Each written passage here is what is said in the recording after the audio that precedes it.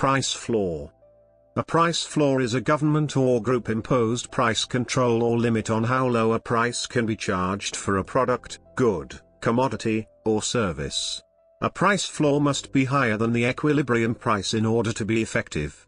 The equilibrium price, commonly called the market price, is the price where economic forces such as supply and demand are balanced, and in the absence of external influences the equilibrium values of economic variables will not change, often described as the point at which quantity demanded and quantity supplied are equal, in a perfectly competitive market. Governments use price floors to keep certain prices from going too low. Two common price floors are minimum wage laws and supply management in Canadian agriculture. Other price floors include regulated U.S. affairs prior to 1978 and minimum price per drink laws for alcohol. While price floors are often imposed by governments, there are also price floors which are implemented by non-governmental organizations such as companies, such as the practice of resale price maintenance. With resale price maintenance, a manufacturer and its distributors agree that the distributors will sell the manufacturer's product at certain prices, resale price maintenance, at or above a price floor, minimum resale price maintenance, or at or below a price ceiling, maximum resale price maintenance.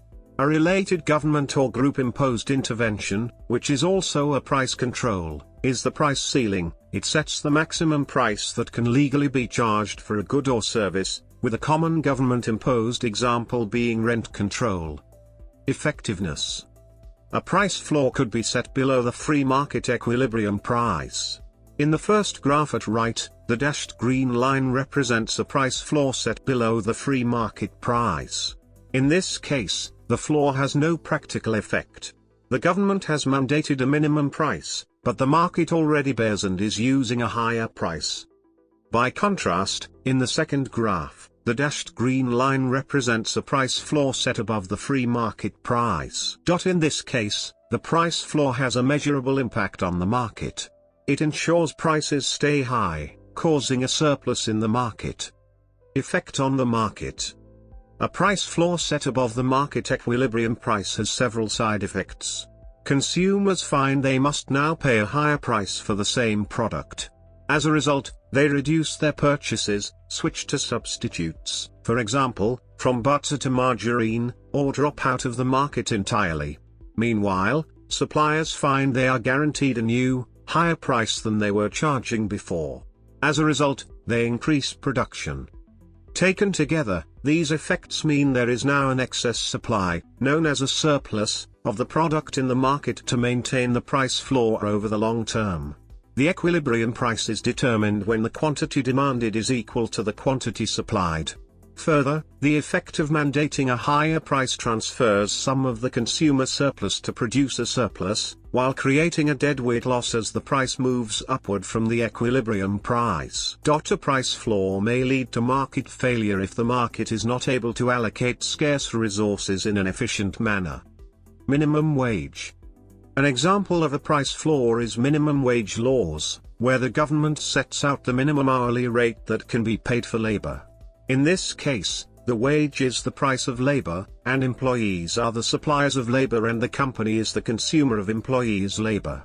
When the minimum wage is set above the equilibrium market price for unskilled or low-skilled labor, employers hire fewer workers. Employers may cut their use of labor by switching to a self-serve model in which customers do an action previously done by staff, for example, self-serve gas stations, or buying machines, computers or robots to do part or all of employees' jobs, for example, automated teller machines in banks, automated ticket kiosks in parking garages. Consequentially, unemployment is created, more people are looking for jobs than there are jobs available. At the same time, a minimum wage above the equilibrium wage would allow, or entice, more people to enter the labor market because of the higher salary. The result is a surplus in the amount of labor available. The equilibrium wage for workers would be dependent upon their skill sets along with market conditions. Agriculture. Previously, price floors in agriculture have been common in Europe.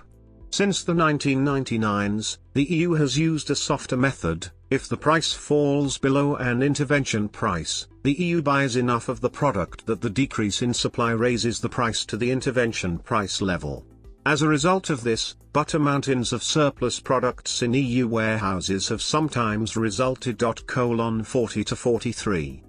In Canada, supply management is a national agricultural policy framework used in Canada that coordinates supply and demand of dairy, poultry and eggs through production and import control and pricing mechanisms designed to prevent shortages and surpluses, to ensure farmers a fair rate of return and Canadian consumer access to a high-quality, stable, and secure supply of these sensitive products. With supply management, the Canadian government sets a minimum price that processors have to pay the farmers, or a price floor. Critics have argued that floor is artificially high, meaning dairy and other products cost more for Canadian consumers than they might otherwise. Supply management supporters say that the system offers stability for producers, processors, service providers and retailers. Detractors have criticized tariff rate import quotas, price control and supply control mechanisms used by provincial and national governing agencies, organizations and committees.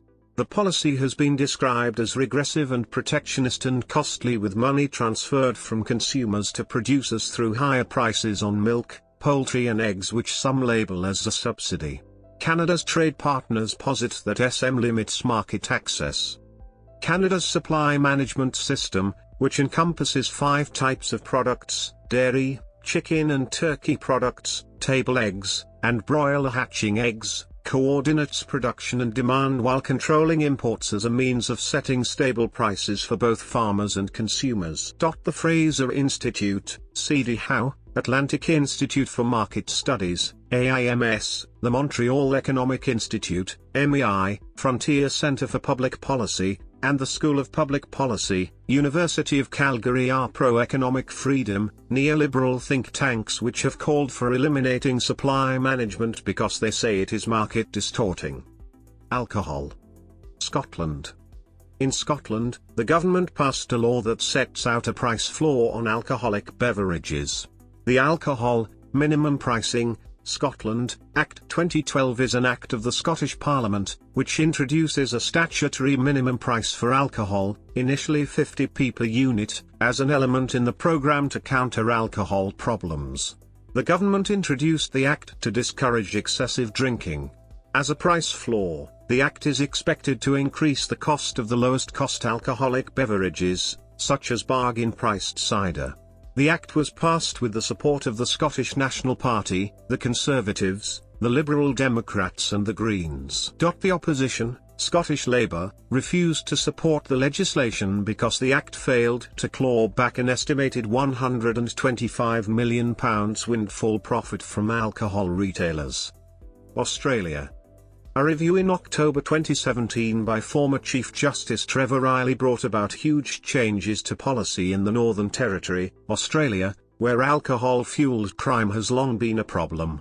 The 220 recommendations included a floor price for all alcohol products at $1.50 per standard drink. In the 10 months between the 1st of October 2018, the date that the floor price and other measures were imposed by the NT government, and the 31st of July 2019, there was a 26% decrease in alcohol-related assaults in the territory. Carbon pricing. Carbon pricing is being implemented by governments to reduce the use of carbon fuels. Carbon pricing can be determined by specific policies such as taxes or caps, or by commitments such as emission reduction commitments or price commitments. However, emission reduction commitments, used by the Kyoto Protocol, can be met by non-price policies, so they do not necessarily determine a carbon price. Carbon policies can be either price-based, taxes, or quantity-based, cap and trade. A cap-and-trade system is quantity-based because the regulator sets an emissions quantity cap and the market determines the carbon price. The IMF's fact sheet states that cap-and-trade systems are another option, but generally they should be designed to look like taxes through revenue-raising and price stability provisions.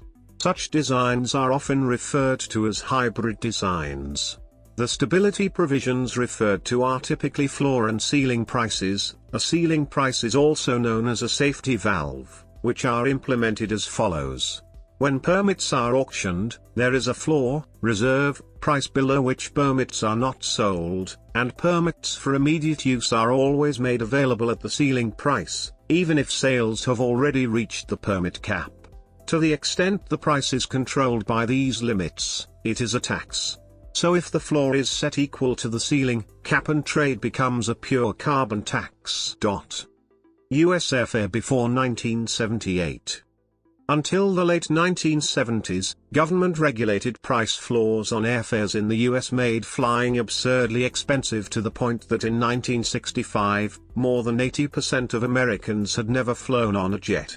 For example, in 1974, U.S. air carriers had to charge at least $1,442, in inflation-adjusted dollars, for a New York City to Los Angeles trip, a flight that cost as little as $278 in 2013.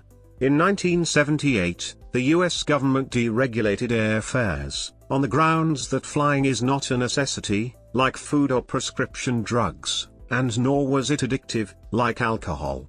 The government deregulated airfares so that increased competition would lead to a drop in airfare prices.